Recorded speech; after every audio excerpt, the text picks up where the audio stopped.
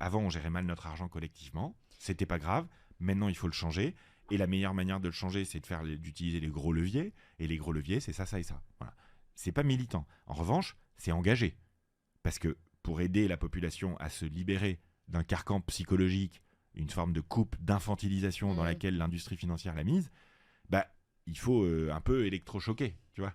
Donc c'est ce que je fais. Mais moi, ça me vient de deux aspects, si tu veux.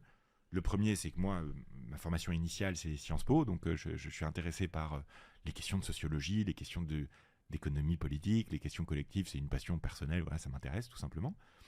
L'autre aspect plus personnel, c'est que j'ai vécu des extrêmes avec l'argent dans ma vie. Je ne suis pas un malheureux, évidemment, mais quand j'étais plus jeune, j'ai eu des soucis avec l'argent.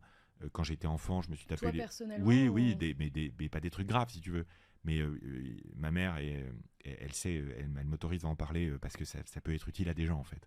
Mais ma mère, elle a une phobie administrative. Elle est médecin, mais elle a une phobie administrative. Donc elle ne payait pas les factures. Donc à un moment donné, quand tu ne payes pas les factures, au bout de quelques années, ça se termine pas bien. Et donc, ado, je me suis tapé les huissiers à la maison, sans mes parents qui n'étaient pas là, etc. Donc, c'est des moments, si tu veux, à 13 ans, quand il y a des flics qui viennent chez toi tout prendre, tu te dis, il y a un truc qui a merdé, quoi. Et après, moi, j'ai fait des études assez longues où j'avais peu d'argent pendant mes études.